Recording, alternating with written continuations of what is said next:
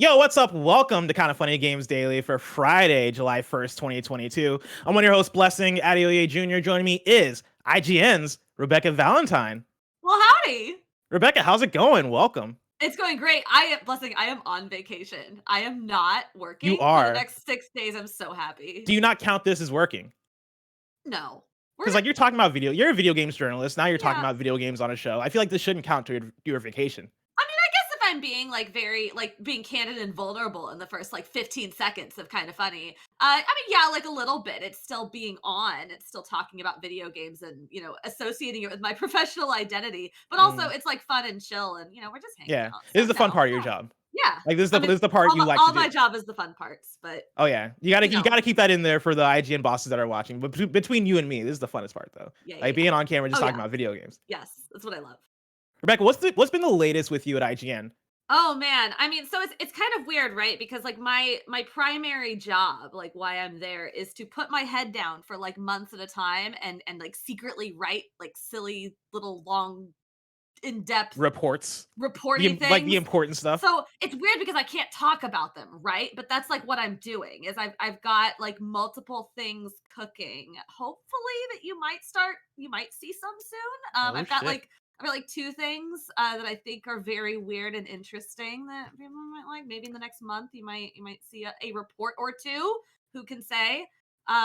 What's the Yeah. latest thing you can talk about?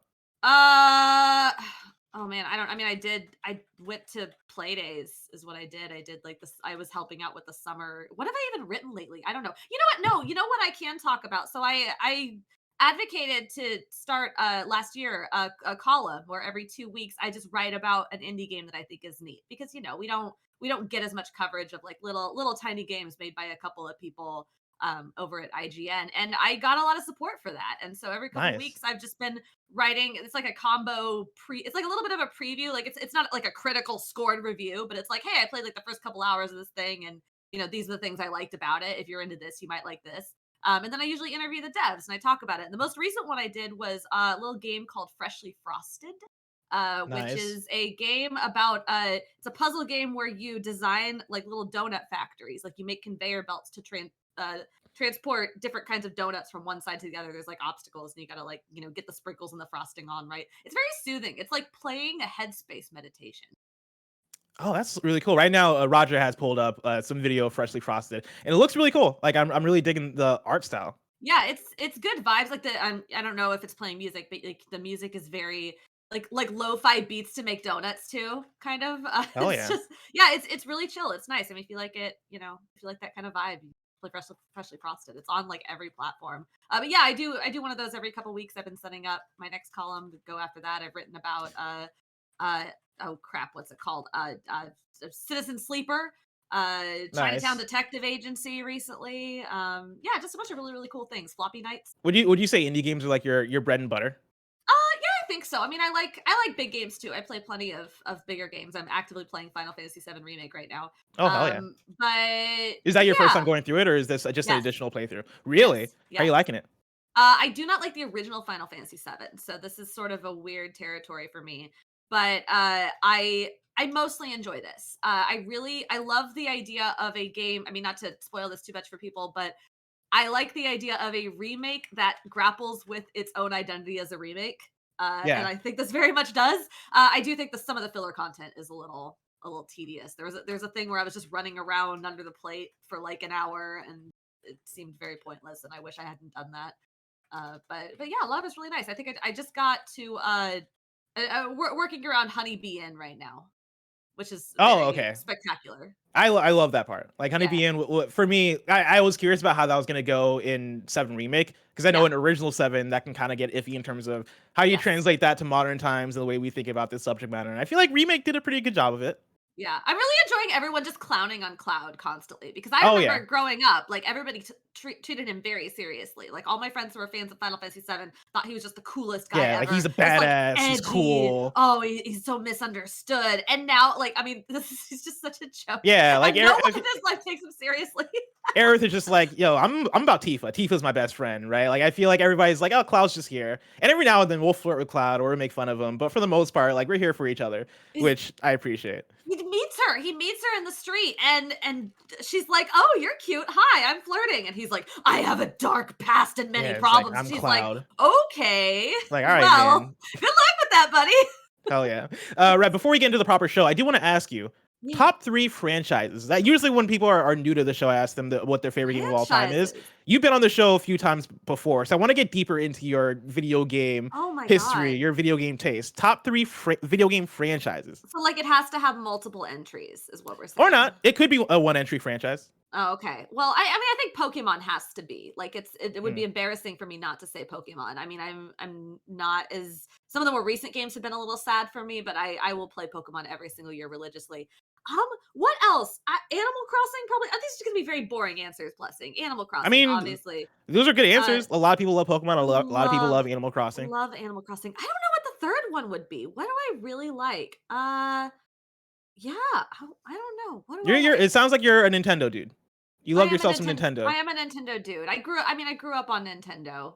I never people who follow me on Twitter know that I never shut up about Golden Sun. So maybe that's the third one, but I wouldn't like I don't know that Golden Sun's like my favorite video game of all time, so I don't know if that works. I don't know, Undertale maybe? Like if Undertale and Deltarune are considered a totality of a franchise, maybe I would consider that a there? franchise. Yeah, okay, put that up there. Undertale / Deltarune.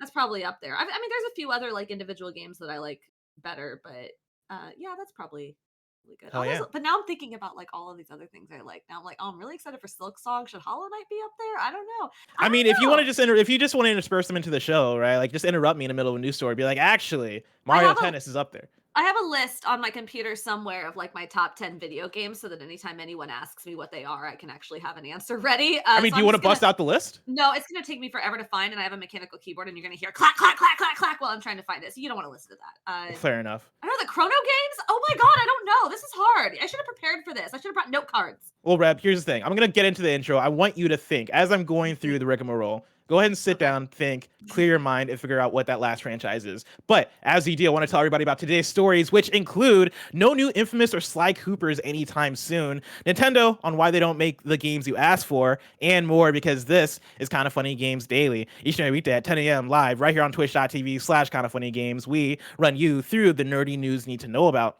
If you're watching live, you can correct us when we get stuff wrong by going to kindafunny.com/you're wrong. If you don't want to watch live, you can watch later on youtube.com/kindafunnygames, roosterteeth.com, or you can listen later on podcast services around the globe by searching for Kinda Funny Games Daily. Remember, you can use Epic Creator Code Kinda Funny on all Epic Store and Epic in-game purchases like Rocket League and Fortnite to help support the channel. To be a part of the show, to patreon.com/KindaFunnyGames, where bronze members or above get to write in, and silver members or above get the show ad-free with the exclusive daily post show. Housekeeping for you, a new PS I Love You XOXO is up right now. It is me, it is Greg, and it is special guest Yang Yeah talking about what's next for Metal Gear Solid. You can catch that right now on youtube.com/KindaFunnyGames and on podcast services around the globe. And then also, I'm going to be on Rooster Teeth's Survive Block Island, and I have no idea what I'm getting myself into. Survive Block Island is an online competition reality series where 12 gamers are stranded on an island in the world of Minecraft. The competitors' gaming and social skills are put to the ultimate test in a variety of challenges, where the losers are forced to vote off the weakest link. The last player standing will be crowned the champion of Survive Block Island. Season 2 premieres on September 16th. Roger, if you're able to pull up the trailer, you already have pulled up. Are you playing it with sound by any chance? Oh no, I'm not. Should Actually, I be? You don't have to, because I was gonna see if you could, but I don't think when you play stuff with your setup, I don't think I hear it. You should. I could set that up. I mean, can you hear it now? No.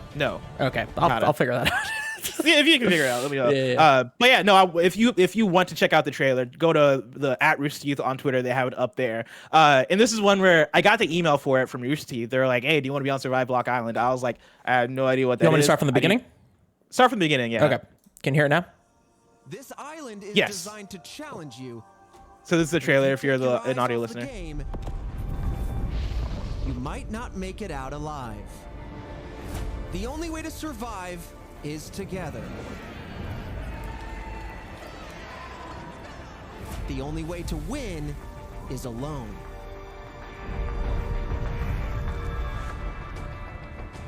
Who will endure? Again, there's a basically Survivor in Minecraft, and they go through the contestants, right? Got Gavin Free, Jack Patello, Blaine Gibson, Andrew Panton, Lindsay Washburn, John Holland, me, Blasquerie, Fuya, Meg Turney, Blizzbear, Lil Lexi. Survive Block Island Meltdown. And yeah, the theme of the season is Meltdown, and again, it premieres on September 16th. I've never touched Minecraft in my life.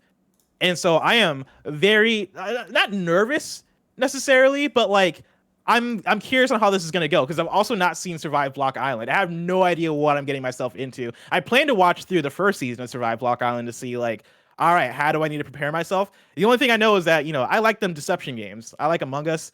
I've been playing One Night Ultimate Werewolf with friends lately, and that's my type of shit. And I've been told as long as I like that type of shit, then I should be fine here. But that should be a fun time. I know a lot of people dig Survive Block Island, so look out for me in season 2, I guess. And then the July Platinum art print is here for patreon.com/kindafunny or patreon.com/kindafunnygames. Roger, do you have the link for that if you can pull it up? Yep, we have it right here. Hell yeah. And that's cool. Is that some Jurassic Park shit? Is that what it's Jurassic Park. Jurassic World, yeah. Jurassic Park, same thing. Jurassic World, Jurassic Park. This is the one that Greg Miller loves this. That's mainly the only thing I know about Jurassic World. He likes Jurassic World Fallen Kingdom. That's the one he likes. Isn't that the bad one? Yeah. Isn't that the one that people hate on? Yeah, that's the reason why he likes it. Well, there you go. Go to patreon.com/kindafunny or patreon.com/kindafunnygames to get your hands on that. Thank you to our Patreon producer, Fargo Brady. Today we're brought to you by Athletic Greens, but we'll tell you about that later. For now, let's begin with what is and forever will be the Roper Report. It's time for some news. We have 6 stories today. Baker's dozen. Hell yeah. Proud of you, Roger. Thank you. Before we get to story number 1, Rebekah Valentine, have you figured out the remaining franchise they're adding to your top 3? Oh my god. I mean, no. Okay, so we said Pokemon and Animal Crossing for sure. I think I know this is like so vanilla. I think it has to be Zelda because I found my top 10 list and Breath of the Wild is number 1. And it is. I have loved every Zelda game that I've played, and so even though like that's such a boring answer, but I think it's true. Listen, I think it's it okay. has to be. It's okay to be vanilla, right? Well, like that just means a lot of people agree with you. I'm just looking at like my list of you're a person of the people. I have like 17 games listed here. I'm just looking at this and like some of these are very interesting. I think they're not your typical games. Go through them. List them off. Really? Why? Yeah. Are you sure? Am I just, well, here's the thing. When we have special guests, the audience love to know and appreciate the special guests, like their intimate interests in their favorite games. So the more games you list off, the more people are going to love you. I just want people to think I'm interesting. Okay, so Number 1, Mario. In order, Breath of the Wild, Undertale, Chrono Trigger, Pokemon Crystal, Moon. Hell yeah. Moon, the RPG adventure, the one that came out a few years ago on Switch. Animal Crossing New Horizons, Hollow Knight, Stardew Valley, Earthbound, and Golden Sun: The Lost Age is at 10. And then under that, I have written Elden Ring ? Because that is currently my game of the year, and I think it might worm its way up. So far, you have immaculate taste. Let me tell you. I know I do. Out of anybody that comes on KHD and lists their top 10 to top 20, I feel like yours is the most like, oh no, Rebekah's a gamer. I am a gamer. I also have like some other stuff just sort of written down here that I don't know where it goes that like is very good. Like Chicory was my game of the year last year, and I think like that has stuck with me. Like Disco Elysium, Kentucky Route Zero, Yakuza 0, and Ring Fit Adventure. Like I don't know. My order changes on a given day. Like any of these things could move up anywhere. I never know what the answer to my favorite anything is because I just like so many things. That's awesome. Games. I mean, video games are good. Video games are great. That's honestly like the problem that you're explaining is maybe the best problem to ever have. It is. I like too many incredible video games. I appreciate that list. Oh, thank you. Thank you for letting me just like list things I like. Of course. Well, Rebekah, let me tell you about 2 incredible video games that you're not going to see anytime soon. With story number 1, nobody's working on a new Infamous nor Sly Cooper. This comes directly from a press release over there from Sucker Punch. They write, as we approach 25 years since Sucker Punch first opened, we're proud to look back on the legacy of characters and stories we've created, from Rocket Robot on Wheels to Sly Cooper and Infamous, and most recently Ghost of Tsushima. As our games continue to grow in scale and complexity, they require the full attention of our studio. With our focus on our current project, we have no plans to revisit Infamous or Sly Cooper right now, and no other studio is currently working on projects related to those franchises either.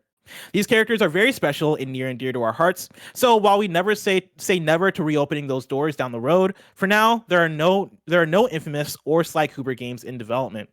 We know many people still play these games even today, so we'll be performing maintenance on Infamous 2 UGC servers soon to move them to a new home that will keep them up and running a bit longer. We will eventually need to sunset these, but want to keep them running for as long as possible for players who are still active. We're also working to put Cole's Legacy DLC for Infamous Second Son, which was previously only available as part of the Collector's Edition on PlayStation Store in all territories for anyone who missed it. Thank you to everyone for an incredible 24 plus years of support. Your love and appreciation are what fuel us to keep making new games and new worlds, and we look forward to continuing to bring new and exciting ideas to life for many years to come. We're not ready to talk about whatever might be next, but we hope you'll keep following us whenever we're ready to share more. Rebekah, Valentine. Sucker Punch has no plans to revisit Infamous or Sly Cooper right now, which I know for many people sounds like sad news, but they didn't say Rocket Robot on Wheels. Why did they say this at all? Like, what? Did I miss some news this week? Was there like a leak that there was going to be a Sly Cooper, whatever number we're on or something? Like, why? What prompted this? That's a very good question. That's a very good question, and I think the answer. I think it's multifaceted. I think one, it being their anniversary, I guess, which I totally missed. You don't have to say this on your anniversary. You can just put up a big 25 banner and call it good. 25 years of Sucker Punch. Hey, let's put out a blog speaking to the audience. I feel like that's the start of it, right? Let's put out a blog to make people sad on our 25th anniversary. Why? Here's the other thing. There have been rumors about, I believe, both Sly Cooper and Infamous within the last year or so. Not necessarily in the last few weeks. These have been rumors that have been circulating for legit, like 2021, I want to say was the start of it. Oh, they're bringing back Infamous. Like, if you remember during the last PlayStation showcase, during the trailer for Spider-Man 2, when you see like the city and you see these like electrical pulses, when we were watching, we were like, oh, Infamous? Is this it? Is it the Infamous remake that's been rumored this whole time? Oh no, it's Spider-Man 2. It's probably better. But yeah, like that has been in the ether. I want to say Sly Cooper also has kind of been in the ether in terms of people talking about how some Sony thing is gonna bring it back. And I think this kind of allows them to go, hey guys, just so you know, we're not working on this, just so we can get that word out there so people stop asking us about it, so we can focus on what is obviously going to be Ghost of Tsushima 2. And then if they want to speak to me, Rocket Robot on Wheels 2. I mean, I'm happy. Like, transparency is good. Like, I mean, I'm glad we at least have the people who care about that at least have an answer. But it's just such a weird. You never see things like this unless a news story has circulated that is like very confident that one of these things is happening. It's just such a weird. It feels like they're responding to something that happened when nothing happened. But I mean, I'm sorry. I'm sorry for the Sly Cooper fans. It sucks. And just for a second, Roger pulled up some gameplay of Rocket Robot on Wheels. I'm joking about Rocket. They're not going to bring back Rocket in any universe. But I did love Rocket Robot on Wheels back in the day. And goddamn, would I love if they like somehow did a remaster or a remake of Rocket. It's never going to happen. Very niche game. It was their, I want to say, first game. It was an N64 classic for me, but no. It does suck for the people that are big Sly Cooper fans and are big Infamous fans. At the very least, it's nice that they're doing the Infamous 2 UGC service thing. They're keeping those up for the time being, and they are also expanding the Cole's Legacy DLC for Infamous Second Son, which is cool, right? Like that at the very least is supporting the fan base somewhat. Yeah. But it's also, I think it's freeing having this level of transparency and them going, you're not getting any of these games anytime soon. Like it's at least nice info to have. Yeah, it is like sort of a bummer to recognize this as this like very clear moment when you have this company that has made like multiple kind of weird, interesting things. I mean, like Sly Cooper is like a little weird, right? Like it's not when you compare it to something like Ghost of Tsushima, they're very different types of games, and Ghost of Tsushima is like this very like mainstreamly acceptable AAA kind of game to be making. It's the PlayStation blockbuster. It's the PlayStation blockbuster, and it's a bummer that because PlayStation PlayStation blockbusters. They made a show. They take so much money and energy to make that there's less value in revisiting these sort of like weird. I don't know Infamous as well, but these sort of weirder, goofier franchises that maybe have a smaller audience but are like very beloved. And I think we're probably quietly seeing that from a lot of other companies as well. They're just not coming out on their 25th anniversaries and saying, yeah, actually we've ditched all these series that you loved a very long time ago or that were a little weird or niche to focus on our big AAA endeavors. That's the thing is, Ghost of Tsushima fits the bill of the PlayStation prestige franchise so well. It is a third-person action game with cinematic presentation, open world. Like, that is the type of game that is going to sell really well on PlayStation, and we've gotten sales numbers. It is selling pretty well on PlayStation. And you look at Sly Cooper, and Sly Cooper is beloved, right? It has an audience there, but when you're talking about the slate of PlayStation games that PlayStation has in their belt, they do have platformers already. They do have Ratchet and Clank. They do have Astrobot. They do have Sackboy. And how much do they want to expand on adding in more platformers when you could add in more 3D action games? When you're talking about Infamous, PlayStation does have Spider-Man, and they're putting out Spider-Man constantly, right? Like, it feels like every year there's some kind of Spider-Man release. everywhere.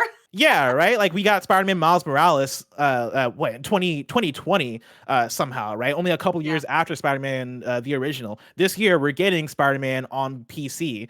Spider-Man 2 is slated for 2023. We'll see if that hits. But we're getting such a constant, rapid release of Spider-Man. Do you really want to put out Infamous and have that go toe-to-toe with Spider-Man? I don't think so. Like, Infamous and no universe is going to sell as much as Spider-Man.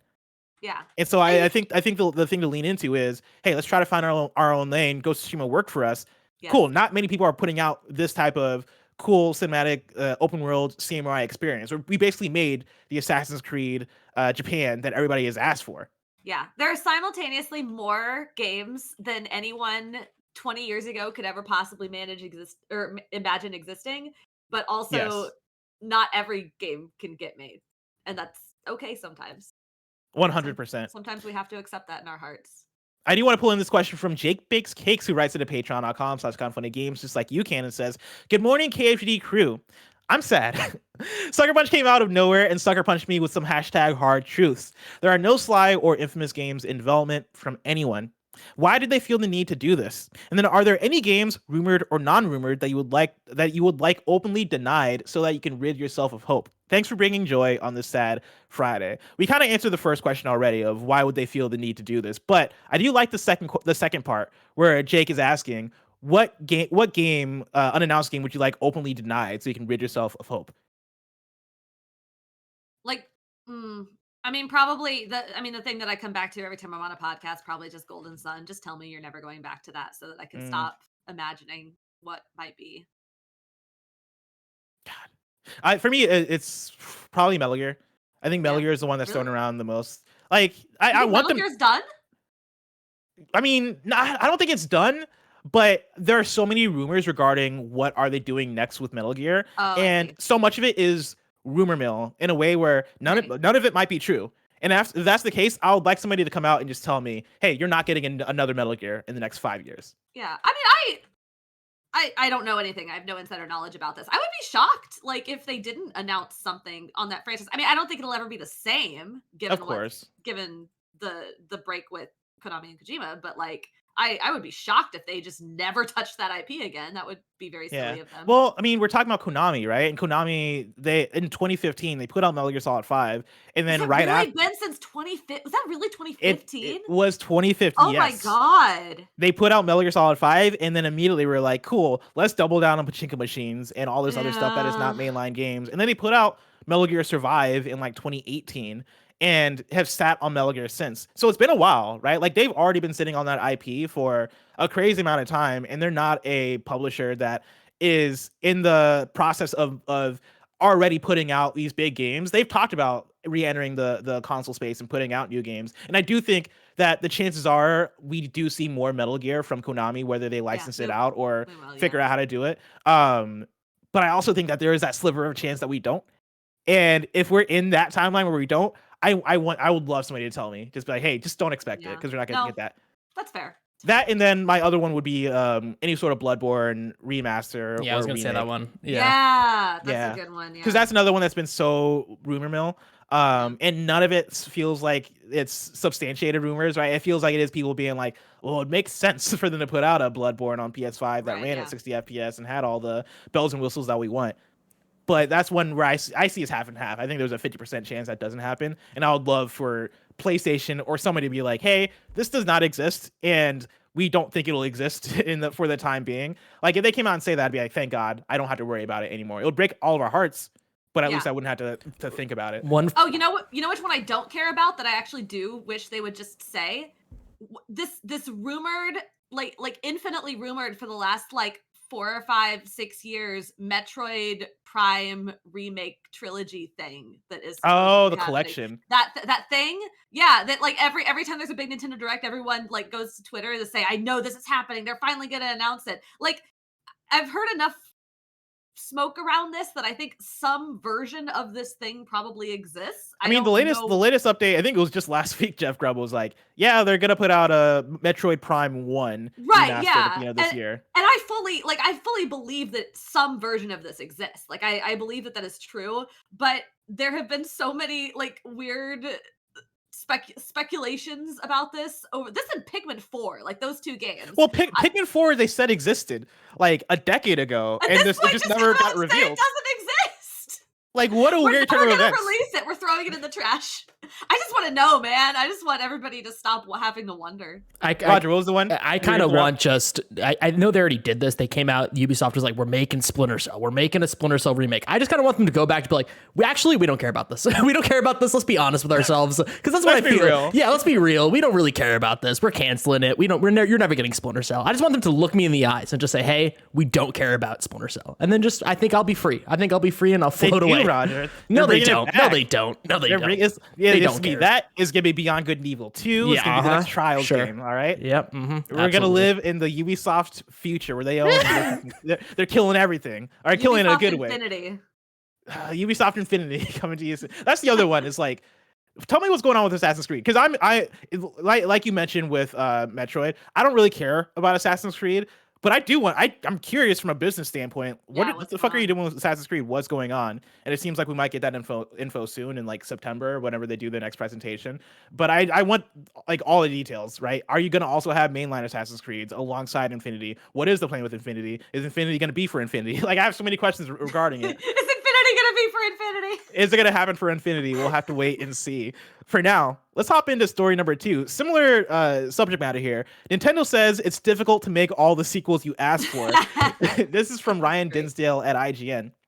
Nintendo appreciates its passionate and patient fan base, but says it's difficult to make and remake all the games it's asked for.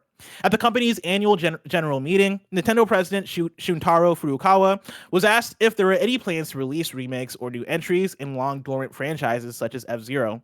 Quote, "In truth, it is difficult to fulfill all the requests we receive for new titles, remakes, or sequels in Nintendo series. That said, we are grateful to our fans and their patience in these matters," end quote. Another Nintendo executive, Shinya Takahashi, also weighed in, saying that making fun games was always the priority, whether that comes through a remake, sequel, fresh franchise, or whatever else. Quote, "We always take broad perspective, looking at ways to make new and remake titles enjoyable for as many people as possible. We cannot comment on plans regarding remakes of specific titles, but we are always considering various possibilities in our development efforts so that our customers can enjoy our games," end quote. Rebekah, as I was putting together this new story, I read through it 3 times trying to glean any sort of like tangible, this is a good tidbit from this new story. It is such marketing speak of let's say something without saying anything, which I respect from Nintendo. I think the reason why people latched onto this story is because, okay, investor calls are funny, and like most of the time people are asking very boring questions, but the Nintendo investors seem to like ask interesting ones every so often. And I believe I don't have the translation in front of me, so this is not like accurate journalism reporting or anything, but I believe like the asking if there were any plans to release remakes, they listed not just F-Zero, but a couple other like kind of more obscure things. Like the one that I latched onto was Batten Kaitos. Like, why are you bringing up? I love Batten Kaitos. Why are we bringing that up? That fan base is probably like knocking at Nintendo's door real hard. They probably get tweets every day. It was so funny. But yeah, I mean, it's just sort of a funny investor question. Like finally somebody in the room, who has enough money to be in that room and ask the question, is bringing it up. But I mean, this I guess sort of goes back to the Sly Cooper thing a little bit. Like, no company can remake, remaster, or sequelize every single thing that they own at all times, and inevitably some things are going to fall by the wayside. And it's sad, and that doesn't necessarily mean that F-Zero is one of those things, because obviously this man was never going to say, yes, we're making an F-Zero in response to the question. But you know, it's I guess a good thing to keep in mind.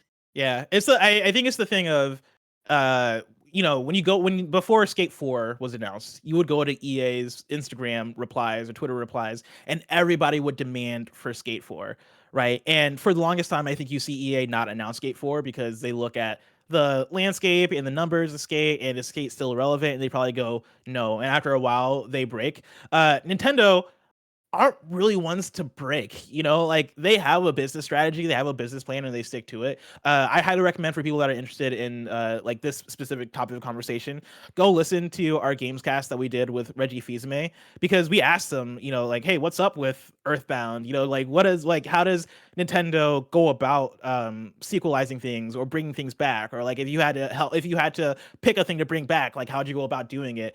And Reggie, like, he spilled the beans regarding, hey, like if we're gonna bring something back, it has to have some sort of interesting idea to it that makes it modern, right? Like there has to be a reason to bring it back. We're not just going to bring back Mother, and this is him speaking as not a Nintendo spokesperson anymore because he's been away from Nintendo for years, but like they're not just going to bring back Mother 3 or the next Earthbound game just to bring back, right? Just because fans want it. There has to be some sort of thing that brings it up to 2022 for like the Nintendo standards and the way that they look at things.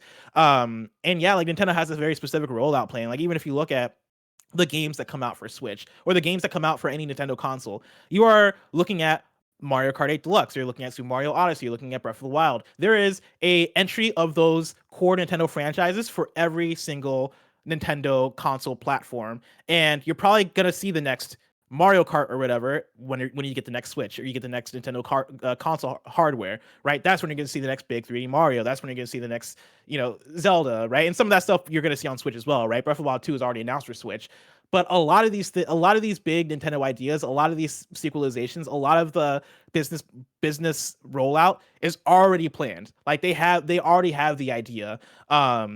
That said, I would love to see them go back to the well. I would love to see them bring back Earthbound. I would love to see them bring back a lot of the niche stuff that we've not seen in a while. Give me another Pokemon Puzzle League. But they're not going to do it unless it makes sense for them. Like that's kind of the bottom line of it. Yep, money always wins. Money always wins. Rebekah, Nintendo's known for going after modders. They're known for going after people that are taking liberties with the IP they own. God, do you know who does the opposite? I bet you're going to tell me. Bethesda, Yeah! with story number 3, Bethesda keeps offering jobs to Fallout London modders. This is Ryan Dinsdale at IGN. The team behind Fallout 4's DLC-sized mod, Fallout London, has certainly caught the eye of Bethesda as the developer keeps offering its members jobs. The Fallout London Twitter page shared an update which explained that lead technical advisor Ryan Johnson would be leaving the modding team to start working for Bethesda. This marks the second time the developer has hired straight from the Fallout London team after lead writer Stephanie Zachariadis was also hired by Bethesda in August 2021. Not only that, but Fallout London's project manager, Dean Carter, was also offered a position at Bethesda's UK office to work on Fallout 76, though they declined in order to see the mod's development through to the end.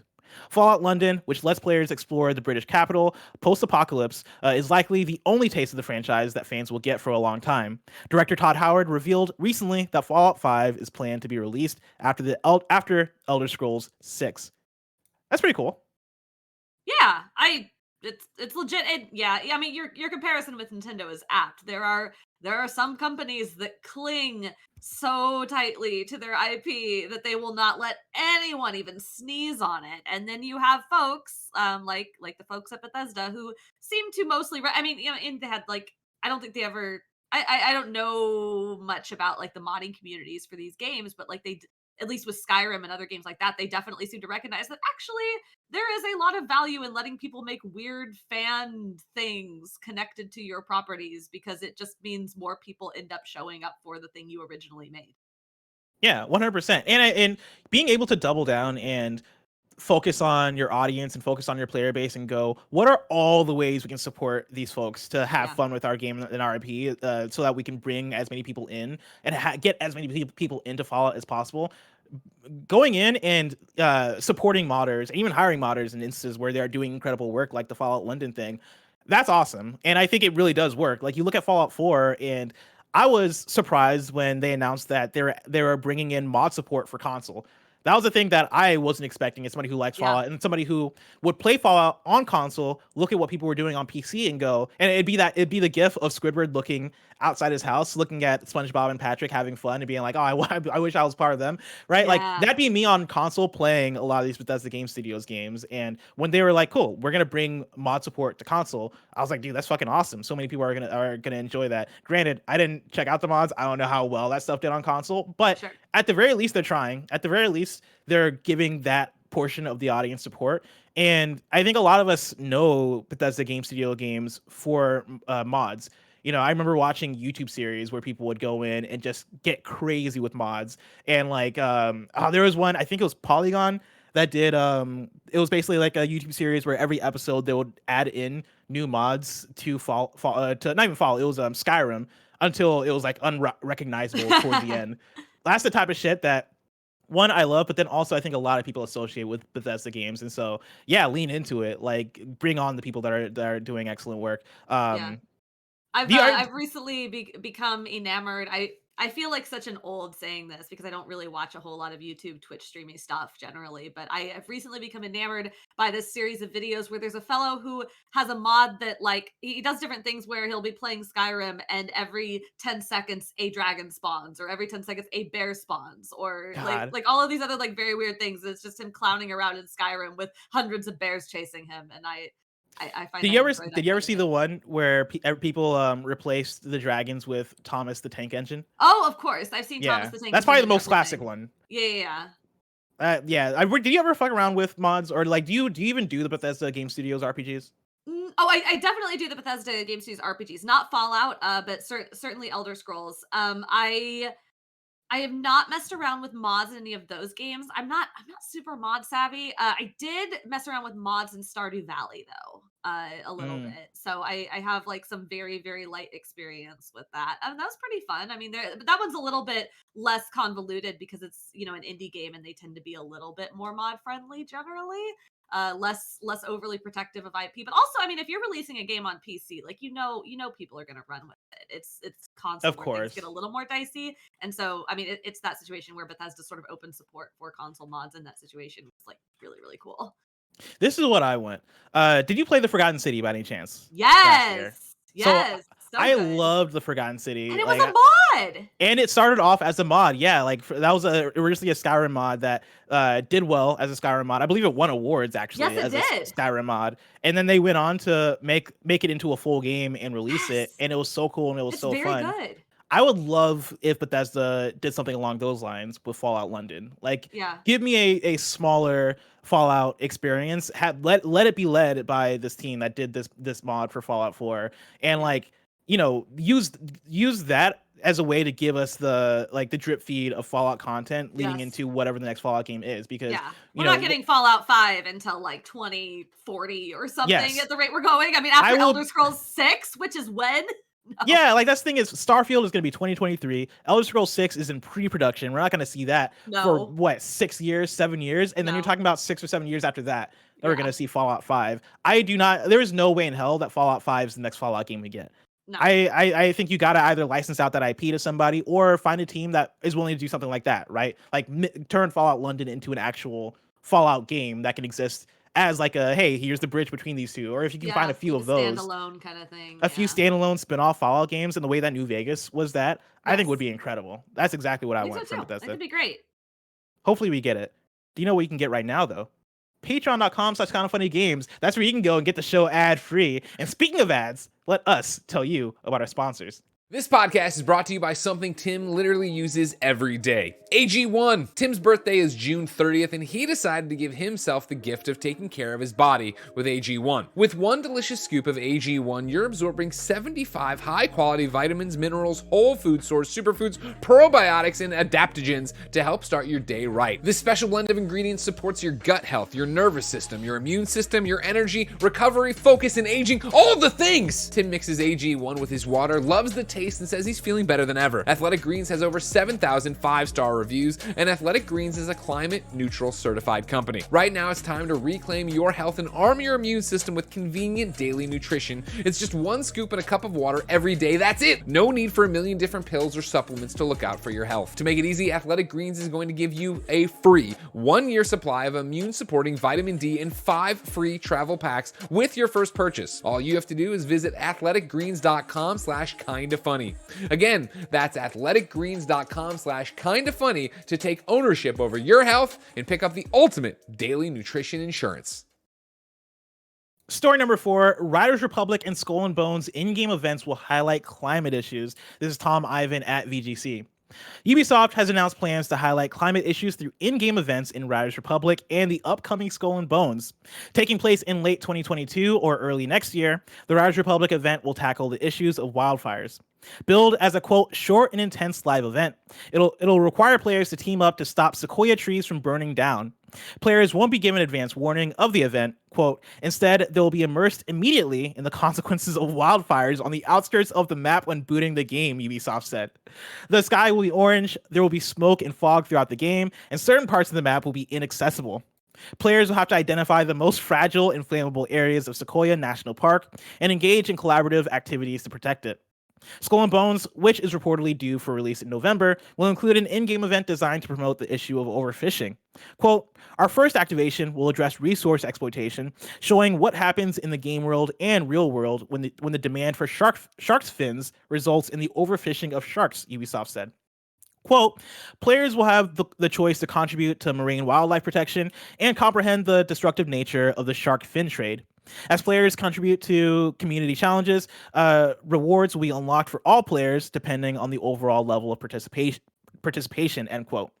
Details of the events were revealed by the UN's Playing for the Planet Alliance, a consortium of video game companies formerly committed to acting on climate change. Rebekah Valentine, Hello. imagine you're hopping into Riders Republic. You're like, yo, I want to do some biking. Let me bike across the landscape. Yes. All of a sudden, a wildfire breaks out, and you got to put it out. Does that sound? Is that like a video game experience you're down for? I don't know. Because it sounds awesome to me. I'm in. Yeah, so I have mixed vibes on this. So on one hand, like obviously raising awareness of climate change and climate issues, good. Like we should Thumbs make up. sure everybody knows about the horrible situation we are in and ways in which we can work together to prevent it. Like good first step. It's Playing for the Planet, and that tends to be like a generally like good group of folks. I am sort of surprised. I didn't see any details in here about like, is there like money? Are we donating to something? Like, is there some actual like real world action being taken beyond just spreading awareness? That's a good question. I would be surprised if that wasn't the case, given that it's like the UN sponsoring it. So you'd think that they had that together. So I'm not like trying to accuse them of not actually doing anything. But yeah, I feel like absent any active action, this is a little hollow. Also, like I wonder how many people say I am in a situation where I'm not someone who's aware of this event and I'm just, riding through Riders Republic and everything catches on fire. Like, do I just like log off? Is this something is it something that's compelling, or is it like is it disrupting my game? Is it disrupting my game in a way where I'm just going to log off? Because we can't log off of the real world when this stuff happens, but you absolutely can just log off of a game if this is disrupting your gameplay in a way that makes it something you don't want to do. So I'm very interested. I'm being cynical. I'm being cynical, which is like maybe mean and unfair. Like this could actually be like a really cool thing that gets people moving. But I'm just like, I guess I want more details about how this works. Yeah, I feel what you're saying, because I'm somebody who I play a lot of GTA Online, or at least like when GTA Online was first coming out, and like the first 5 years of it, I played so much GTA Online, and they did a thing every December toward Christmas where it would snow in Los Santos. And for the first few years of that, I always looked forward to it. I was always like, oh, this is fucking awesome. Let it snow in Los Santos. This is the best time of the year. And by around year 4 or 5, I started to become sick of it, because it would impact like the way I play, because the driving would become a little bit more slippery. It would just change the whole aesthetic. Like I became not even bored of it, just annoyed by it. It's like, yo, let me just play my GTA game. I'm here for the new update. I'm curious on how they implement this. I think it is fascinating. I think it's good-hearted, and I think it's for a good cause. It is 100%. And But I I'll like also when throw out there, like, individuals, like the people playing random video games at their computers and, you know, whenever this happens, are not the people who are largely responsible for overfishing and the current state of the yes. climate. So I'm sorry I'm being so cynical about this. It is like, I don't want to like discourage this from being a thing that we do.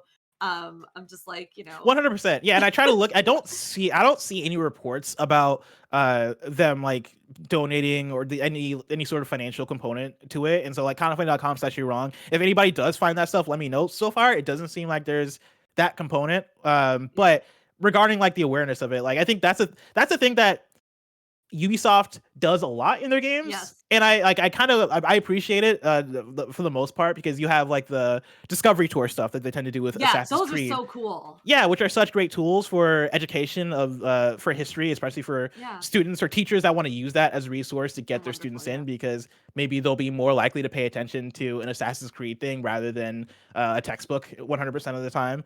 And so Yeah. like I do really appreciate that aspect of Ubisoft, the fact Yes. that they're willing to put those things into their game and Agreed. actually make it part of the experience. I do have questions of like, okay, cool. How is this gonna like if I just want to play Skull or Riders Republic one day, is this going to impact me? Like, do I have to log off? Is it going to be, and is that a big deal also? Because like Fortnite does that type of stuff all the time, where it's like, hey, if you play between these hours, just know that you're attending an Ariana Grande concert, right.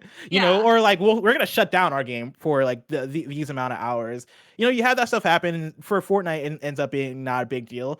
For Skull and Bones, I could see it being a similar thing where it's like, hey, if we light the forest on fire for 2 hours just for awareness, is it going to be a big deal? Is that going to mess with the bottom line? Like, is Riders Republic that kind of game that even like we're that worried about in terms of keeping people in for those 2 hours? Yeah. Who knows? Also, just I think it'll be fine. personally, Blessing, I am so like raising awareness. I am really aware of a lot right now. Oh my God, yes. I feel like I am just aware of so many more problems than I ever would have known existed, like had I existed 50 years ago. I would like I would love, I very much hope optimistically that this event is a representative of Ubisoft using its power and resources and influence to take some kind of meaningful action on these things. Whatever 100%. that might be, I hope that is the case. I will be keeping an eye on it. 100%. Story number 5. 4 new Sega Genesis games come to Nintendo Switch Online. This is Michael McWhertor at Polygon. Nintendo and Sega brought 4 new additions to the Sega Genesis lineup for Nintendo Switch Online Plus expansion pack users on Thursday, including the addition of the infamous Zero Wing, a side-scrolling shoot 'em up with a notorious English language translation. That's the same game that has like the our bases. All Our our bases. All our base belong to us. Is that what it is? All your base are belong to us. Thank you. And yeah, the translation in general is pretty bad in that game. And then joining that are going to be Mega Man: The Wily Wars, Capcom's 16-bit remakes of the first 3 Mega Man games for Genesis. Players who complete all 3 games in Mega Man: The Wily Wars can access Wily Tower, where they'll face a new boss. You're also getting Comic Zone, the side-scrolling action game built around comic book panel structure. You can play as hero/comic artist/martial art master, Sketch Turner, who finds himself trapped in the comic book world he created and must fight his way out. This looks so cool. What the fuck? I've never seen this before. Whoa. I never played Comic Zone, but Comic Zone looks dope as fuck. Oh my God. Yeah, right? Wow. And this is the one, like, and let me read the last one, right? The last game is Target Earth, a run-and-gun shooter in which players take control of Rex in his assault suit to save the Earth from enemy-prone cyborgs. Usually when it comes to these drops, I make fun of Nintendo because it's always, oh, here's some games that we surely made up. Here's Bubble Brick Breaker for NES, and it's like, is that a real game? Did you guys just make that back in the back of Nintendo offices? This is an actual good lineup of games, right? Yeah, Mega Man: The Wily Wars, Zero Wing, which again is a great meme game if you are into that side of internet culture, and then Comic Zone, which I'm sure has its own fan base that's probably super into it, and that I'm willing to join that fan base because Comic Zone has always looked fucking dope as hell. Oh my really cool gosh. looking game. Yeah, this is a fascinating lineup. I'm sorry I'm bringing the cynicism today. I'm usually such an optimist. I do think that the thing about Nintendo Switch Online is I don't think anybody really uses it. No. I think people like to clown on, as you say, the bubble pop breaker kinds of games, and Yeah. they might have booted up like when they announced Like, here's a Pokemon game Snap, called they Surf. might have booted that up for 10 seconds to say they did. I don't know that anybody really plays a whole lot of Nintendo Switch Online generally.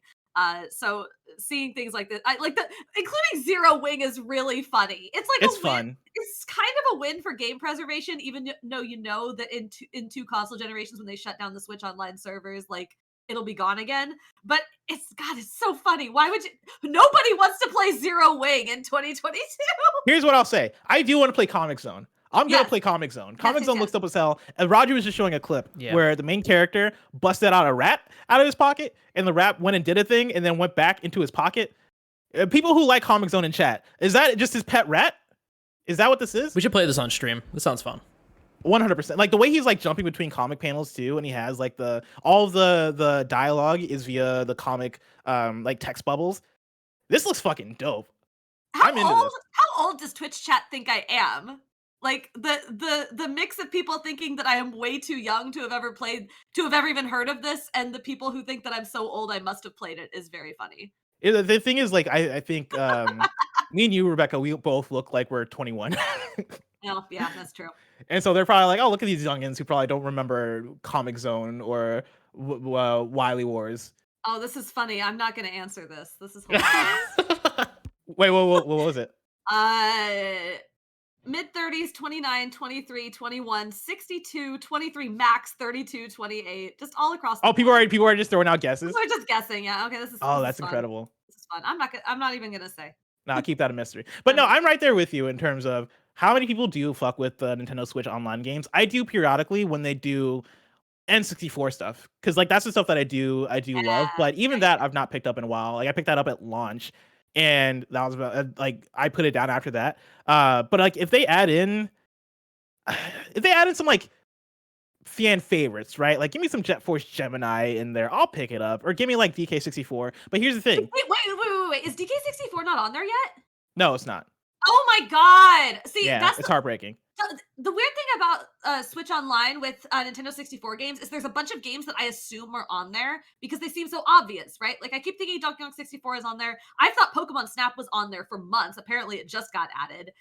Super Mario RPG, I think, is like not on there yet. No, I don't think that's on there. Yeah, but that feels so obvious, right? Like, why is that not on there? But There's a lot of obvious games that they keep off of there because I think that it is the drip feed of once we put this is like the last remaining bastion of an exciting game that we can announce for this thing. So we're just not going to announce it. That way people are always looking forward to whatever the next drop is. I swear to God, that's like my conspiracy theory of what the methodology is. And here's the other thing I'll say, because I have this device, Rebekah, called the Steam Deck. It's the big, beautiful Steam Deck device. Is that a Switch Pro? I mean, you can call it that. You know? Some people would call it that. I've been playing this game called Sonic Advance on it. Okay. And I've also been playing games such as Pokemon Stadium 2 on it. And I've also been playing games such as Donkey Kong 64 on it. Ha. And the Steam Deck might have ruined my appetite for a lot of the Nintendo Switch Online. And stuff. I was gonna say, I'll also add Comic Zone is available on Steam for $1. So you know what I mean? You don't even need to boot up that Switch. You know, throw it in the garbage. Throw it in the garbage, Blessing. I know you wanna.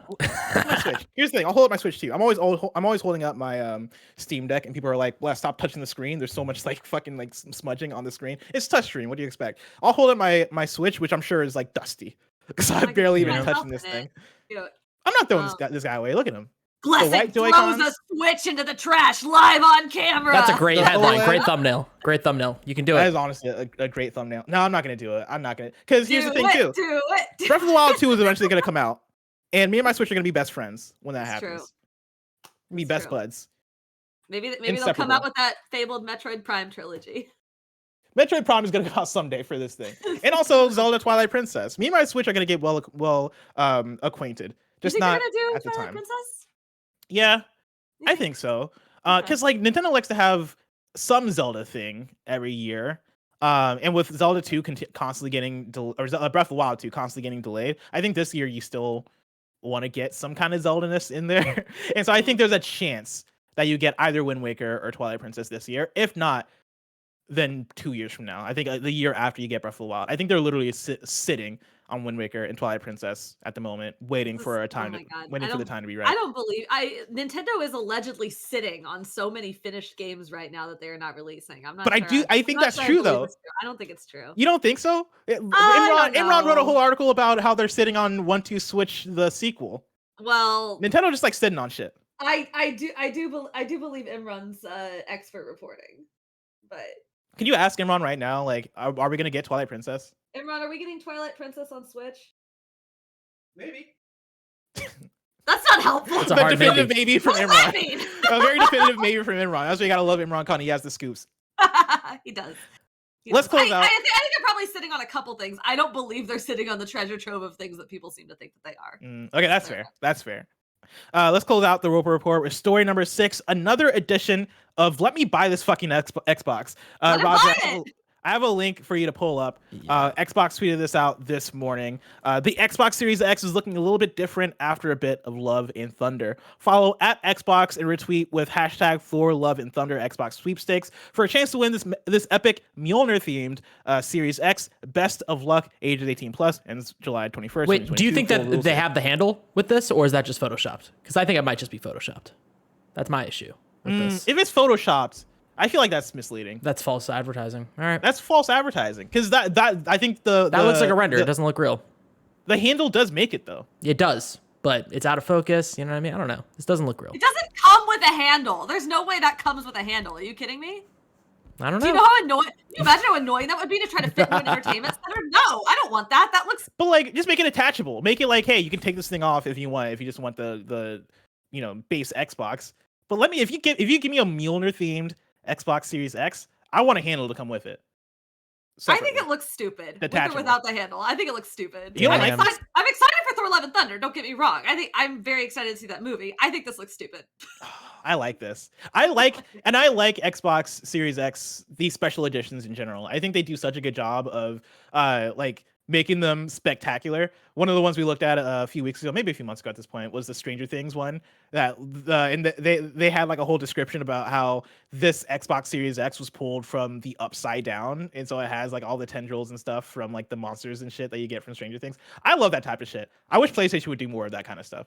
I will say, I wish game consoles just across the board would have more cool, weird versions that I could buy sooner. Like the thing that breaks my heart, when the 3DS was coming out, like I got a 3DS.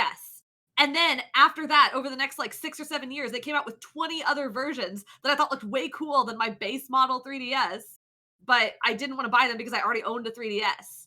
And the Switch is like kind of the same way. Like they keep coming out with new versions of the Switch. I did eventually get the Animal Crossing Switch, which made me really, really happy. But like I've never, I don't know. The Xbox, like I have my Series Small and it's plain white, and I'm gonna start slapping stickers on it to make it cooler because hell yeah. I'm like I want to buy more cooler consoles. I want to go back to the good old days of the Game Boy Advance and Game Boy Color, like being translucent and having like the crystal-y see-through stuff. That was so cool. We should have more stuff like that. Do you remember the Pikachu N64? Yeah, my cousin had that, and I was so jealous of him. That was dope as shit. Do you remember like the hideous, like mustardy orange yellow GameCube? Yes. That's great. Disgusting. Stuff. Horrible. Absolutely disgusting. I remember before the Switch, and maybe even like as the Switch was coming out, when we had all the theories about, oh, what if you could get like different types of joy? Oh, Roger has the Pikachu. Dude, this is so funny because this is the first time I ever saw an N64 as a kid, and I just remembered this, and I thought that this is what they all looked like. No. Oh my god. Boxes. Holy shit. This just brought me back to a place. Oh my god. Sorry. Continue. Yeah, dude. The fucking Pokeball really cool. To turn it on is fucking yeah.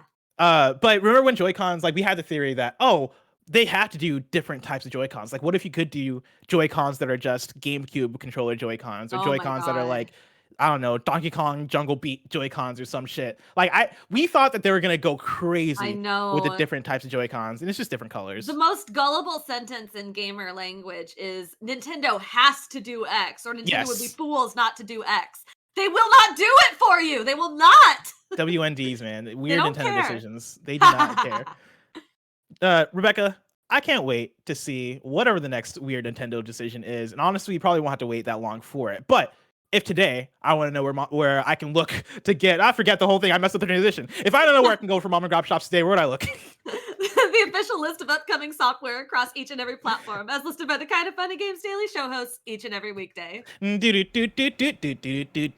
Yeah. Out today, we got F122 for PC, PS4, PS5, Xbox One, and Xbox Series X/S. Centipede Recharged for PS5, PS4, Xbox Series X, Switch, PC, Atari VCS, and Stadia. We got Fire Squad for PC, Game Deck for Switch and PC, and then Parasite Pack for Switch, Xbox Series X, PS5, and PS4. We got one new date for you. Phantasy Star Online 2 New Genesis is coming to PS4 on August 31st. Now it's time to squad up. Manic Pixel wrote in with a squad up on Steam and says, "Hey guys, I just joined the Steam Deck gang." Round of applause. Woo! Manic Pixel. Oh my god! Welcome Congratulations to the Deck Boys. Welcome to the Deck Boys. This is my first attempt at any kind of PC gaming, so I have 0 Steam friends. At the moment, I mainly just want times to compare myself to on Neon White, but I'm sure we can keep it a fat 5 on some other games as well. Much love as always. If you want to add Manic Pixel on Steam, Manic Pixel's username is manic_pixel. That is manic_pixel. Now it's time for kindafunny.com/you're wrong. That's where you write in. Let us know what we got wrong as we got it wrong, so we can correct it for those watching later on youtube.com/kindafunnygames and listening later on podcast services around the globe. Nano writes in and says, "We'd be on Sly 5, and there's been many rumors and insider reports that a Sly 5 is in development." So that's not a you're wrong, because we said that, but good clarification. And then Nano also says, "I see no monetary portion to the Riders Republic event, just bringing awareness and teaching people what is most affected by a wildfire."